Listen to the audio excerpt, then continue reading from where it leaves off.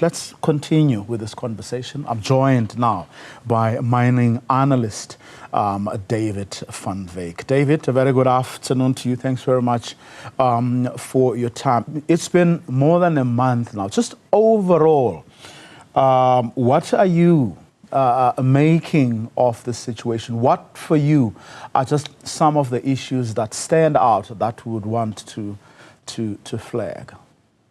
Well, I think the first issue that stands out for me is why is this rescue operation not speeded up? Because if you bring those people to the surface, you can question them about the syndicates that manage them, and you can sort out the problem on the surface, which is the real problem. The other factor for me is it would seem to me as if this court case has been postponed until 15th of February next year, most of those people underground are going to be dead. Now, 3 or 4 years ago in the area of Springs, there was a tiff between policemen and Zamazamas when there was a disagreement about what price the police were prepared to pay for their gold. And the Zamazamas went underground, and the police told the media that, oh no, these guys are trapped underground and they are refusing to come out even though they are injured, which was not the case. There was a fist fight on top of the ground. The people that we spoke to told us, and the Zamazamas went underground to avoid arrest in that particular instance, because if they didn't agree to the price, then they would have been arrested. That was the allegation that was made at that time. Now, for me, there are other things which stand out. The other thing which stand out is, where is the Minerals Council in all of this? We are not hearing it at all.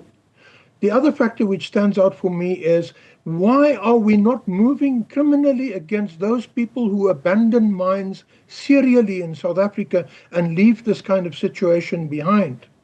We are sitting now with a community in Stilfontein where the community has become dependent on the Zamazamas for their income. And you can see that from the response of the community to those guys who are underground. They are not afraid of them. In fact, they are extending help to them, and they are saying, you know, these are our brothers, these are fellow Africans, these are people who spend money in our community, these are people who provide us with a livelihood.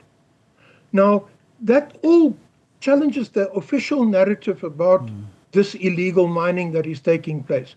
The other sad thing for me is that this country could generate an enormous amount of income if it actually regulated small-scale mining and allowed people who have lost their jobs as a result of the decline in industrial mining and towns that are dying as a result of the decline in industrial mining to shift down to medium, small and artisanal mining in an orderly and controlled fashion where there is no room for criminals, there's no room for extortion, and there's no room for official corruption.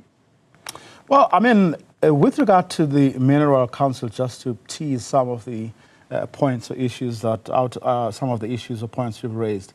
If I heard the Minister of Police correctly last week, he said a decision had now been taken that the Minister of Mineral Resources will put together a plan about how to move forward. And I'm rephrasing here, I'm not using his exact words.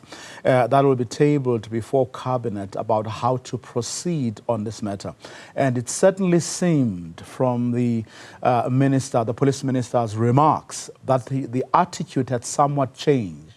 In other words, it was no longer just about Operation Vala Umgodi, but they were now beginning, at the very least, to look at some of the issues that people like you, mining communities, analysts, and other people have actually been raising. So, from what he said, it would seem that the Minerals Council is now going to be involved. But here's my question to you. What do you reckon the Mining Council can actually do under the circumstances, given everything that has happened over the past month?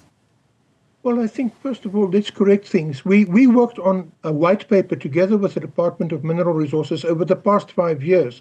That white paper was ready 2 years ago. It was tabled to the President 2 year ago already. I don't think I think maybe that white paper is now signed off. I can send you our submissions to that white paper. We made a thick document of advice and recommendations and so on of what should go into that white paper. You know, why is it that we are now pretending that we are starting afresh to look at this problem when we've looked at this problem for a very long time, and what we recommended and what we put on the table and what was agreed with the DMRE was never actually realized. It was never turned into real policy. It was never turned into law. You know, we need to know why is that the case. Okay. Now, with regard to the Minerals Council, people now pretend that they don't know who abandoned these mines. That is sheer nonsense. The Minerals Council has got records. I've got the Mine Management Conference books dating back to 1909 right up to the present, all in my library, that I can go back into to know which mines were owned by which people. Besides which, the deeds office in Pretoria, because before the MPRDA, mines actually owned the land, so they had to have title deeds. So we know who actually had the title deeds for these mines who were abandoned. You know, we can't pretend that we don't know, we don't know. If we pretend that we don't know, then maybe it is because we are involved in the criminal act of extracting the gold and without paying tax on the gold that is being extracted.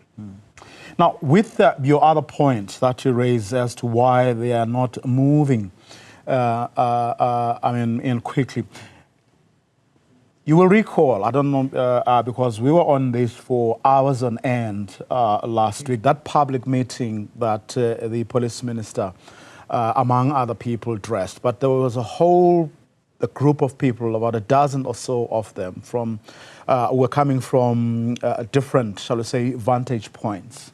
Others, people who, as you were saying, have been leaving, have been zama-zamas, you know, they supported and raised their families through the work that they've been doing underground, illegal as it is. There were other analysts who were saying this is how to resolve this problem, pretty much raising the same issues that you were raising. But the minister then kept on asking, what are the options that we have without endangering the lives of people, and given the fact that we also don't have the right equipment? Is there, as far as you know, a shortage out there of skills and expertise and equipment to actually deal specifically with the issue of bringing those people who are underground to the surface? Well, just this morning, someone asked me if I could recommend an expert that is close by to that particular area. I then Googled the expert, and there's one quite close by in Carltonville, who is an expert in this business. But you will remember the Lily Mine disaster. You will also remember the disaster at Jerusalema in Boksburg, where a child disappeared down a hole and his body was never recovered. We know that at Lily Mine, the bodies were never recovered. Yet there are experts, and I can bet you if those people were white, there would be a rescue team out there in a flash. I'm sorry to say this, but our whole narrative is still informed by race in this country, and we are still actually perpetuating what I would call new apartheid instead of being a post-apartheid society. David van Wyk, let me thank you very much for your time and insights. Really appreciate it.